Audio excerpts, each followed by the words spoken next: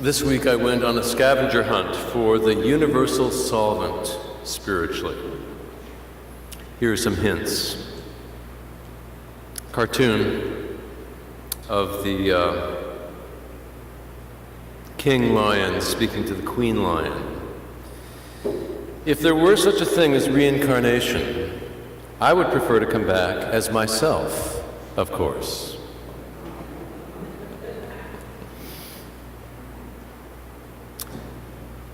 Another hint at the Universal Solvent spiritually. This is George W. Bush. These stories about my intellectual capacity really get under my skin. You know, for a while I even thought my staff believed it. There on my schedule, first thing every morning it said, intelligence briefing.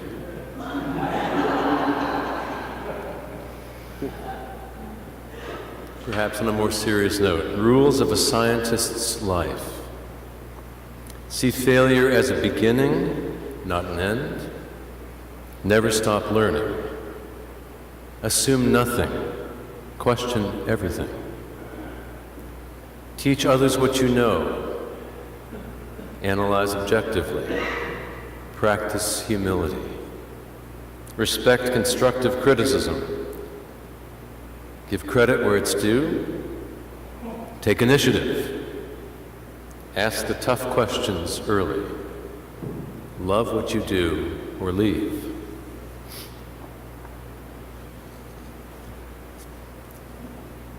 Well, then I listened to our text this morning. Out of the mouths of babies and infants, you have established a bulwark, a fortress, because of the foes.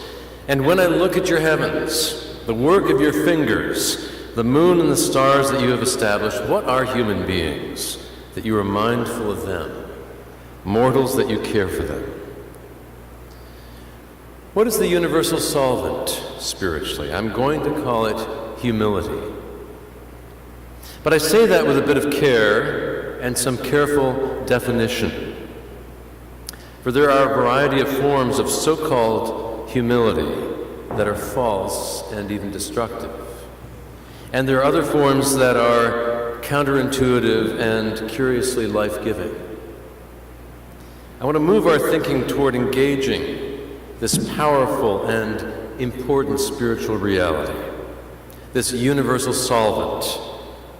And I want to use the full range of our resources as Christian theologians, thinkers, and practitioners.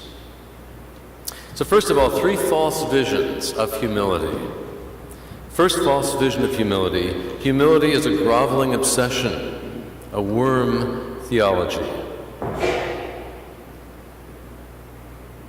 The gospel story that came to my mind around this false vision of humility is the story of Jesus having dinner with Simon the Pharisee early in his ministry when there was curiosity and questioning among other religious authorities about his work.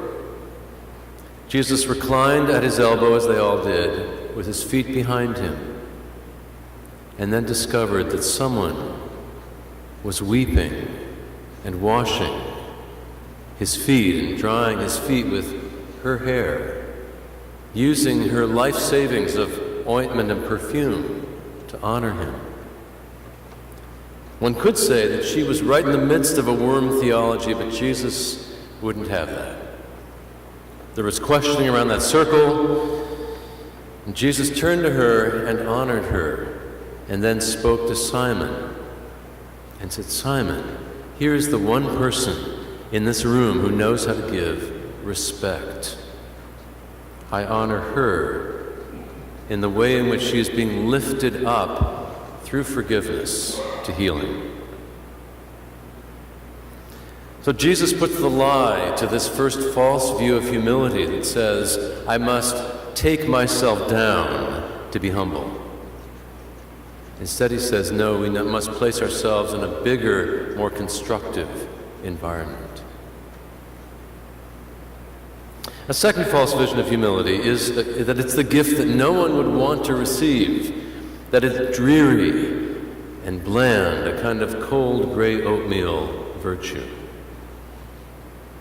But I would hold up Psalm 8 today as the antidote to that vision of humility.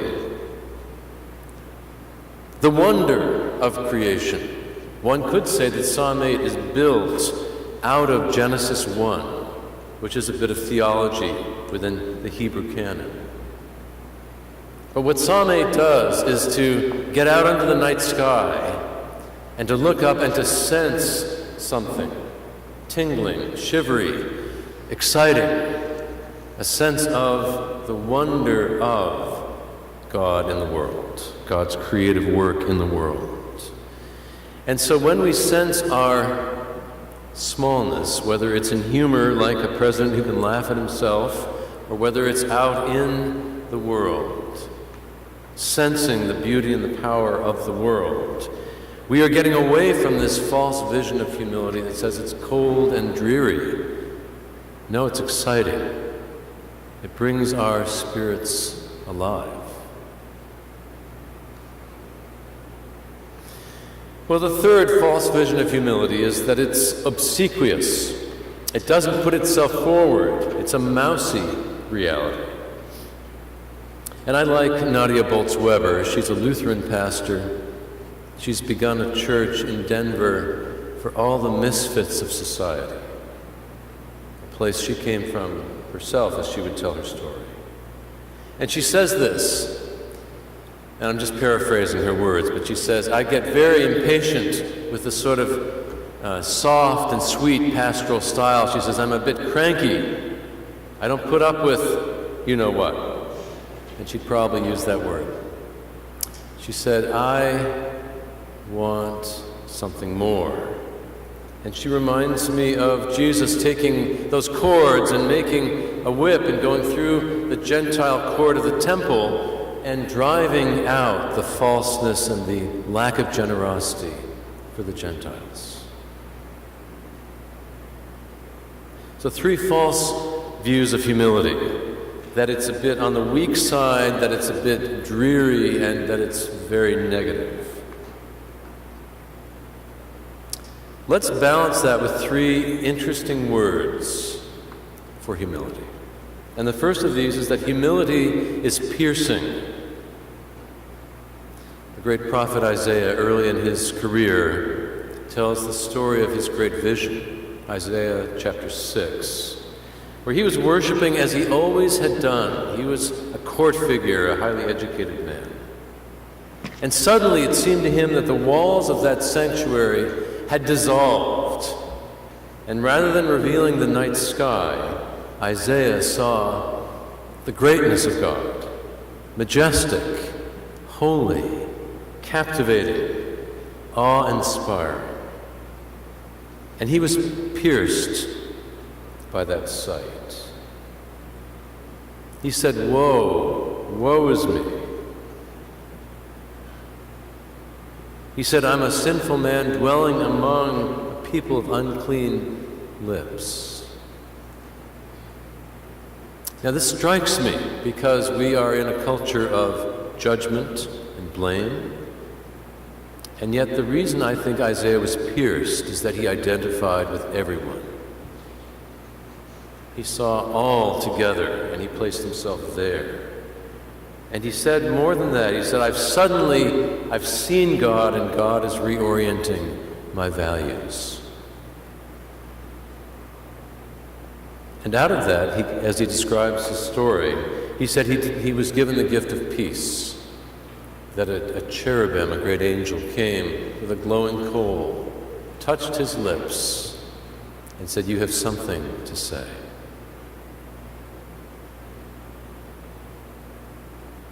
So spiritual piercing might seem to be finding our smallness, but actually I think it's finding the bigness of the world and of God. And so the piercing of our anxious self, the self that would constantly fidget and distract and try to put plans together, that self is what is pierced. And our mouths are stopped. And as we get into the zone of piercing, we enter the zone of wonder and contemplation and a sense of peace deep in our lives. Who made the world? Asks Mary Oliver.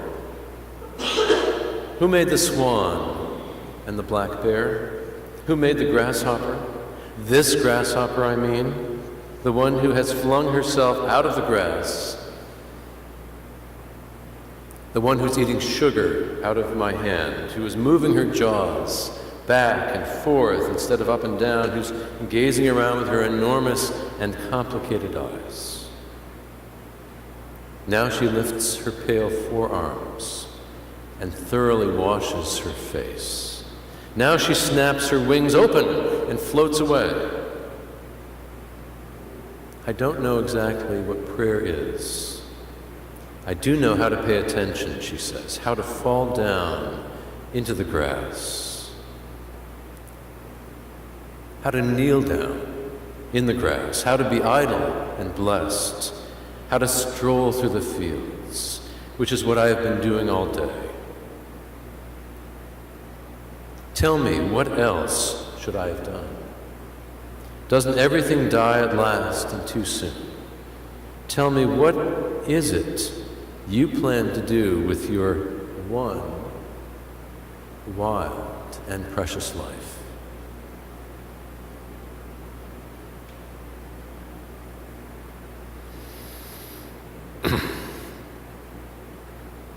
So, second unconventional word for humility is practice. Practice. There's a Zen story about a master who was, if truth be known, vexed by a very eager and pious student. Tell me everything you know, the student would say to him, showing up with a pot of tea early in the morning before the master had even completed his preparations for the day. Well, come here, said the master. Let me serve you. Let me serve you.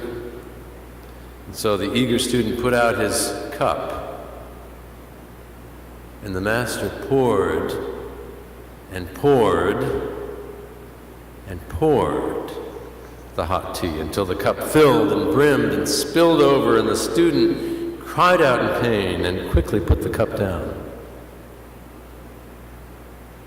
Tell me, said the master, can I give you anything if your cup is always so full? Can I give you anything if your cup is always so full? So the practice of humility is often an emptying of the mind, of the eye, of the heart, sometimes in prayer, sometimes in journaling, sometimes in service. There are many ways. So emptiness leads to a clarity and beauty and power that is different from the goals that we set, although sometimes connected to them. So humility is, first of all, a piercing of anxiety. Second of all, it's a practice of emptying. And third of all, it's a promise. I've learned my best lessons about humility from 12-step practitioners. They have grasped the power of the simple serenity prayer. The things I can do and the things I can't do. How un-American. The things I can do and the things I can't do. That duality is something that Americans have not shaped their minds and hearts around very much. Are there things you can't do? Yes. And are there things that you can do? Yes. Are there some things that no one can do? Yes. You see, underneath that awareness of a kind of realism, and that's the name of the theology that Reinhold Niebuhr was espousing in that prayer. Underneath that is the awareness that humility can lead to God. It keeps God's actions that much more mysterious and awesome to know that there are things I can't do as well as things I need to do.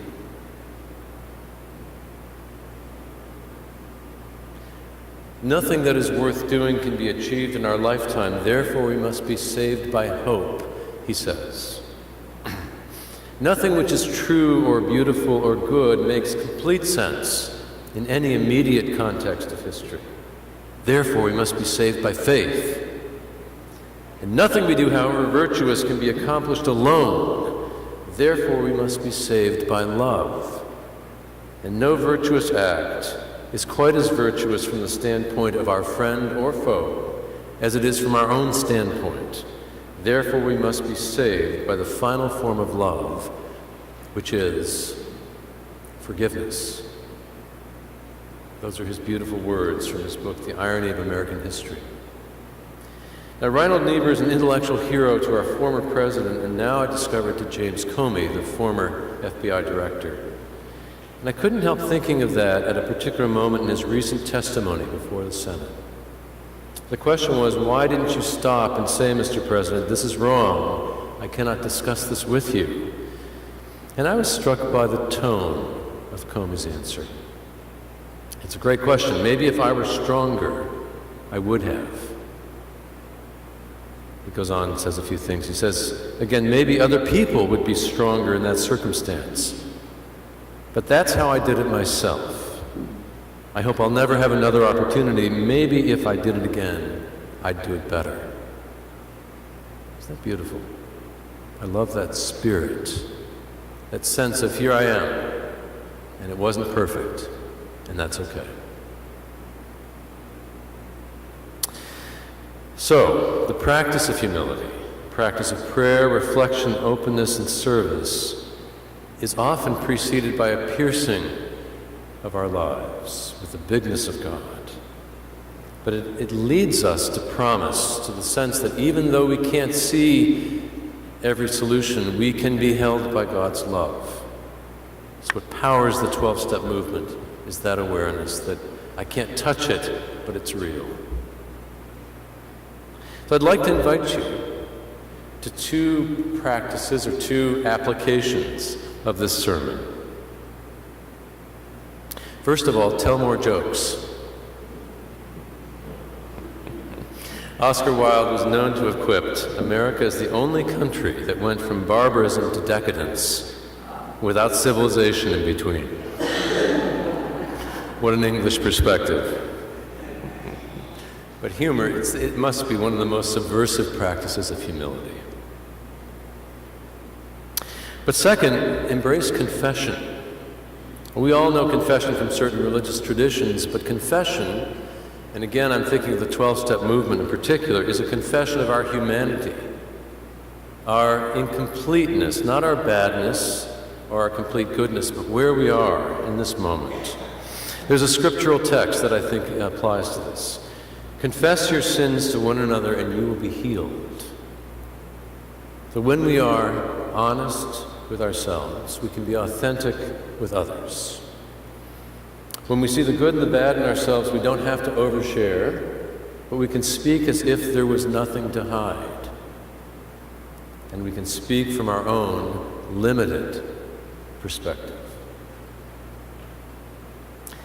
So I find the quality that comes along with this kind of humility is kindness and the ability to put ourselves in the picture. You are not complete, you are imperfect, but you are also loved. You are, I am. We are together incomplete, and yet incomplete we are also greatly loved. There are things we can do and things we can't do. But the arms of God surround us with God's peace. And our great response is to look up at the night sky, at the grasshopper, at the face of a lover, at the complex, wounded, beautiful world in which we live. And in looking, to say one thing, and one thing only. Thanks be to God.